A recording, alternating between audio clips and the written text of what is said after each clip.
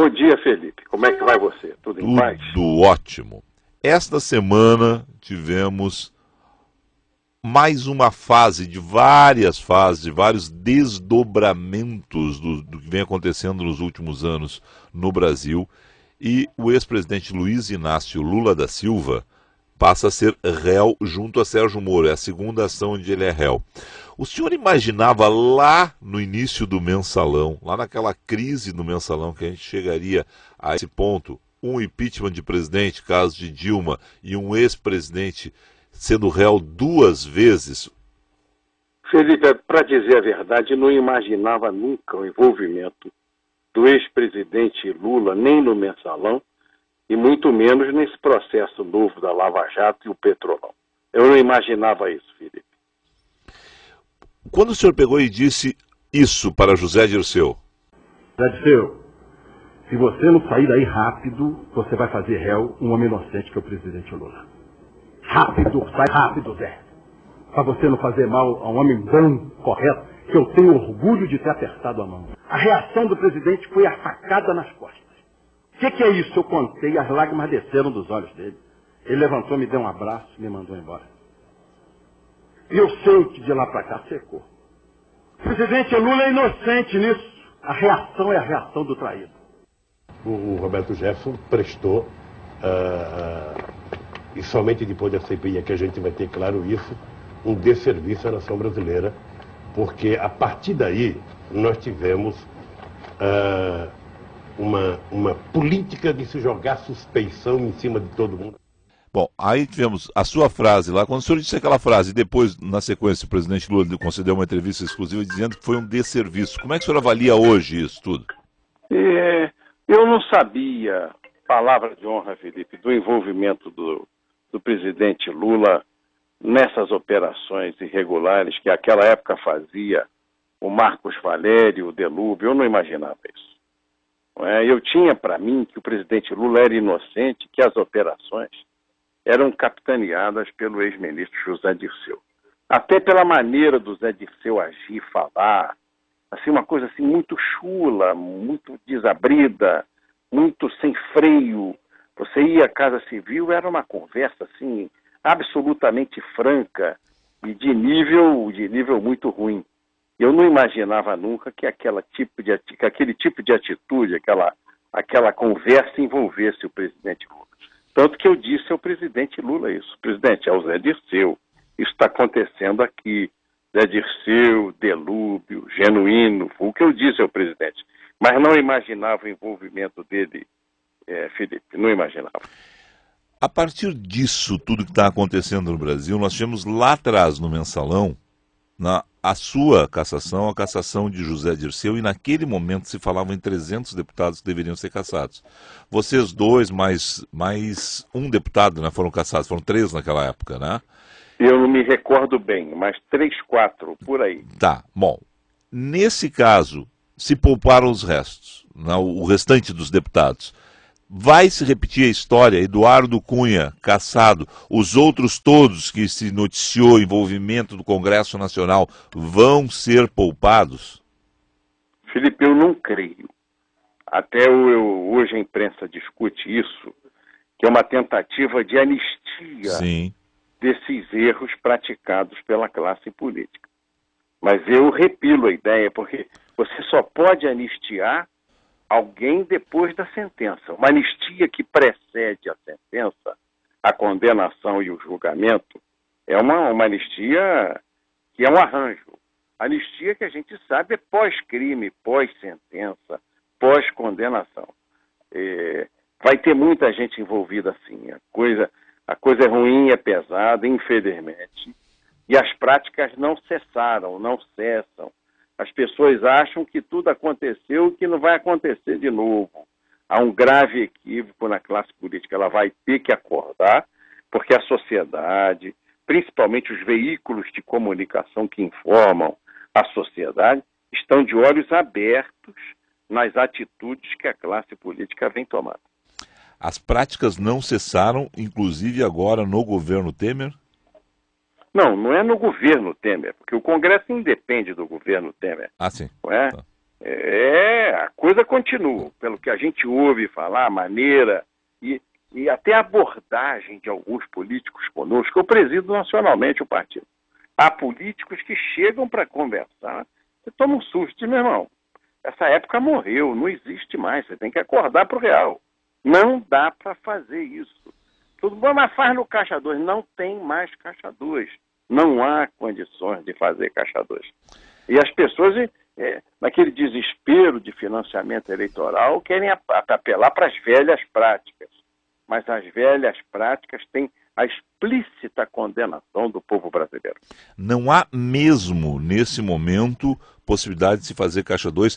Por exemplo, eleições municipais que estão em andamento, eu imagino que o senhor, como presidente nacional do partido, receba a todo momento ligação de candidatos a prefeito. Preciso de dinheiro. A gente tem possibilidade de ganhar aqui, mas está faltando dinheiro.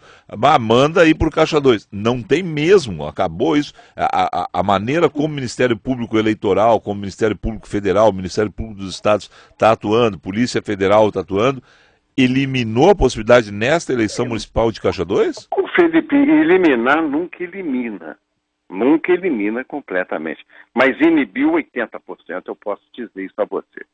As eleições esse ano estão muito mais simples. Eu tenho participado de comícios, viajando o Brasil. Estive no Rio Grande do Sul por 8 dias, estive em São Paulo por 6 dias, fui a Minas, fui ao Pará, fui a Rondônia, fui ao Rio de Janeiro e ao lado dos nossos candidatos a prefeito.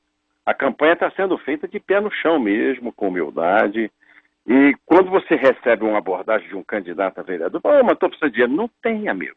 Não tem dinheiro. Não adianta, que não dá para fazer dinheiro. Não. Esquece, porque não existe. E as pessoas estão se desdobrando para tentar fazer a campanha o máximo possível dentro das regras estabelecidas pela legislação eleitoral. Já no Congresso, uma ideia de mudança da legislação eleitoral para a campanha de deputados federais, senadores, no caso atingindo diretamente o Congresso, deputados estaduais, governadores e presidência da República também. Pela sua experiência, vai mudar a legislação de arrecadação de recursos para a próxima campanha? Volta o financiamento empresarial?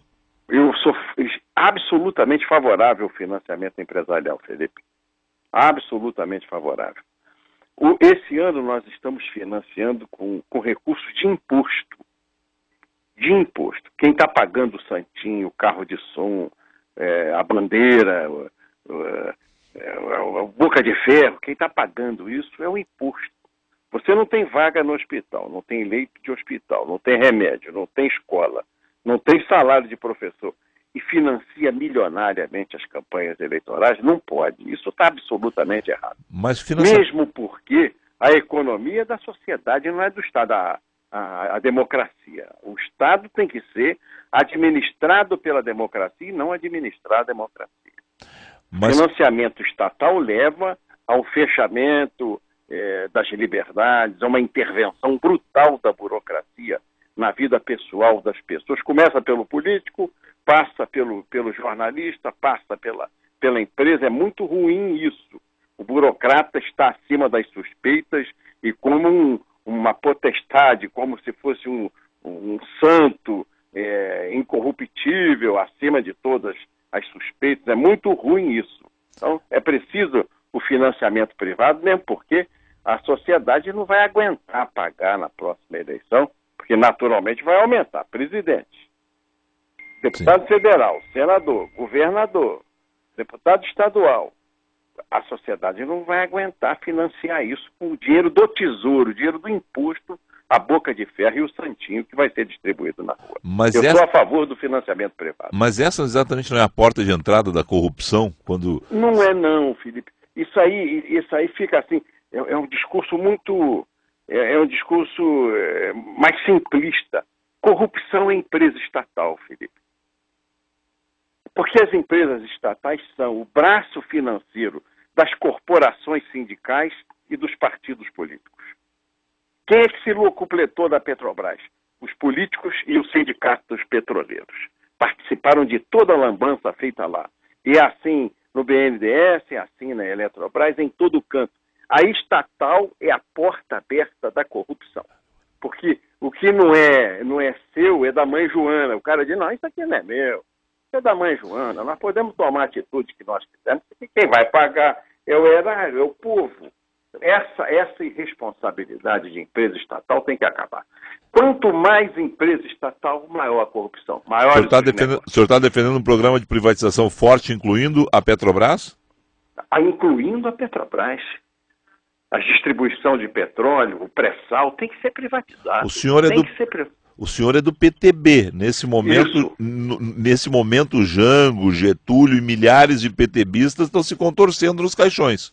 Sim, mas já passou a época deles. Isso é século passado. Naquele momento de afirmação, tudo bem. Hoje não tem mais cabimento. Porque a estatal... Você pega um engenheiro da Petrobras, ganha 60, 80 mil reais, se aposenta com perto disso. Enquanto o trabalhador ganha 1.200. Quer dizer, que tipo de... São dois Brasis. É o Brasil da Petrobras e o petróleo é nosso, quem, cara? O petróleo é dos partidos que dominam a empresa, das corporações sindicais e das corporações de trabalhadores que dominam a empresa. Não é do povo. A Petrobras tem a gasolina mais cara e a mais vagabunda.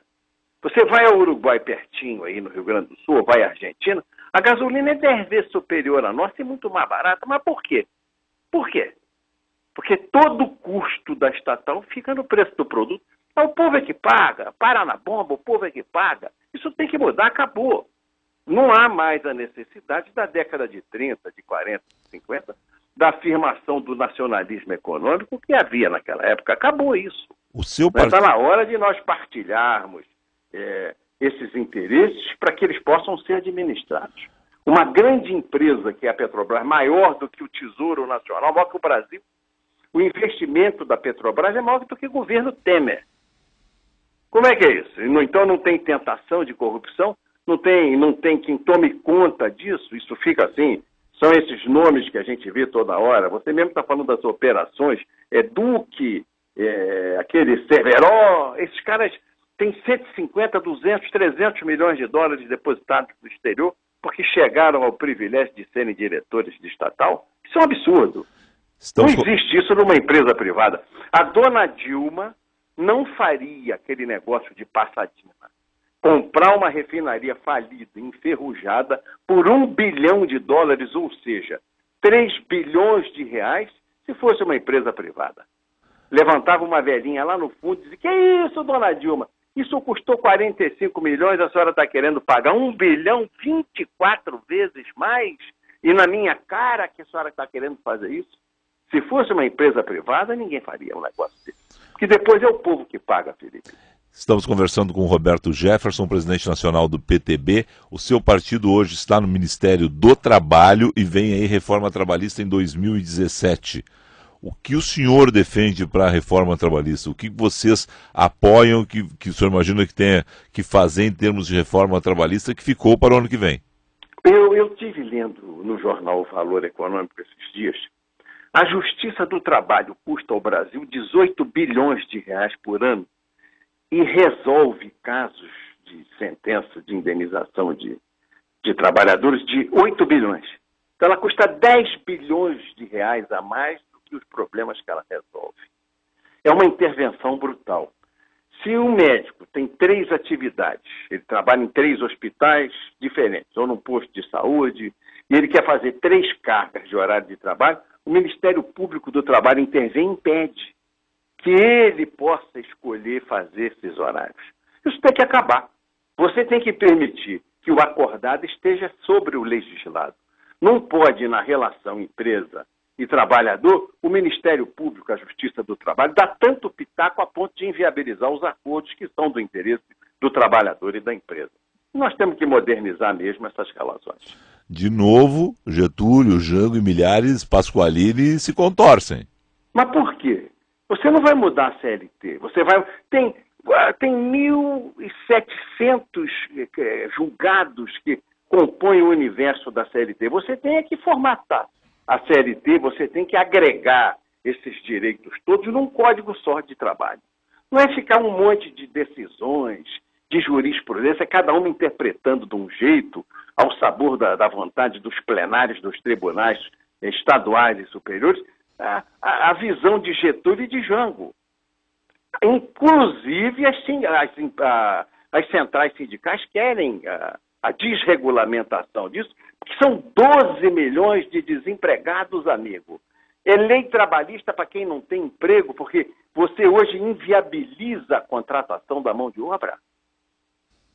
Tem que modernizar essa legislação, tudo bem, é saudável, é bonita, mas nós temos que adequá-la ao século XXI. Bom, nós estamos no século passado com essa legislação, precisamos colocá-la no século. O governo Temer tem condições de fazer essas reformas que o senhor está pregando, privatização de estatais e reforma trabalhista, reforma da Previdência? Ele devia tentar. Ele está aí para isso. Ele devia tentar fazer essas reformas, e fundo nessas reformas.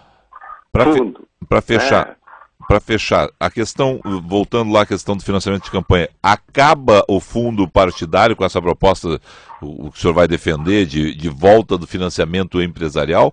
Acabaria o fundo partidário? Porque senão vocês arrecadam, vocês partidos, de um lado, dinheiro dos nossos impostos, de outro lado, dinheiro dos empresários e de contribuições espontâneas da população. Esse fundo partidário não tem que acabar, não? Tem que acabar, porque isso é dinheiro de imposto, não pode ser usado para corneta, santinho, nem carro de som, meu irmão. Tem que acabar isso. O dinheiro do imposto é para remédio, vaga na escola, leito de hospital, não é para pagar campanha eleitoral de ninguém. Isso é um absurdo, é uma distorção. No início da entrevista, o senhor disse que Lula não acreditava que ia chegar a esse ponto de Lula ser denunciado, não tinha essas informações, inclusive, lá, e disse que estava concentrado na Casa Civil em Zé Dirceu. Zé Dirceu está preso. O senhor acredita que Lula será preso? Eu não torço para isso não, Felipe. Quem passou na prisão 14 meses como eu passei, não torce isso para ninguém. Eu não torço que o Lula seja preso. Prefiro uma sentença que mostre ao Brasil as ações que ele cometeu, porque hoje você olha o processo em si, os processos, né? As informações, as delações, as investigações são muito sólidas. As provas no conjunto da obra contra o presidente Lula. Mas eu não torço pela prisão dele, não. Não torço. Provas existem, tudo está certo no processo, mas o senhor não torce, é isso? Não torço, não. Não torço, não. Ele já tem mais de 70 anos. Não torço, não, amigo. Eu não me vanglorio com a desgraça alheia. Não torço por isso. Não torço por isso. No caso de José Dirceu, que está preso, qual é a sua visão hoje? Que ele segue preso, já tentaram vários habeas corpus e outros efeitos suspensivos das penas na justiça. O senhor acompanhou o início do caso lá atrás? Eu não comemoro isso. Eu sei que é justo. Ele tá passando alguma coisa que ele plantou. Ele está colhendo hoje na sentença, com a prisão, nas condenações de 20 anos que recebeu, o que ele plantou. Mas eu não bato palma e não me regozijo da desgraça dele. Eu estou fora disso, amigo. Eu não torço pelo mal para ninguém. A sua pena foi uma pena de 14 meses? Foi educativa para o senhor não se envolver mais em nenhum rolo? Como é que funciona isso? Interprete como você quiser. A sua pergunta você está fazendo, interprete como você quiser. E os seus ouvintes vão interpretar a minha pena da maneira que eles entenderem do melhor também. Mas Roberto Jefferson mudou? O Roberto Jefferson hoje é diferente do Roberto Jefferson que atuou antes de ser condenado? É claro que sim. A gente evolui na vida, amigo. Sempre. E cada sofrimento é uma lição, é uma construção positiva. O Brasil sai melhor de todas essas crises, mensalão? Já está muito melhor, Felipe. Já está muito melhor. A coisa está muito inibida. Repare hoje as campanhas. Você é um homem de rádio, uma rádio poderosa como a rádio que você pertence. Ouça, você ouve. Então você sabe que reduziu muito aquela bagunça que era mala de dinheiro. Vai chegar e o fulano vai acertar a eleição na reta final. Acabou isso. Você não está ouvindo falar nisso. Ninguém está te contando isso. Tem uma irregularidadezinha aqui, outra irregularidadezinha ali. Mas aquele negócio que o PT implantou, porque sempre houve, assim, caixa 2 na eleição, aquele caminho, assim, que bordejava a fronteira da ilegalidade, mas esse troço, assim, nessa densidade, foi com o PT. Que o PT resolveu comprar a revolução alugando a direita. A revolução era pela corrupção, não era Não era pela arma, era na grana, a Revolução Socialista do Brasil. E chegamos ao paroxismo. E agora as coisas voltam ao trilho da normalidade. Estão voltando gradativamente. Roberto Jefferson, obrigado ao senhor, um excelente dia de trabalho. Obrigado a você, felicidade a você. Tudo de bom, Felipe. Bom dia.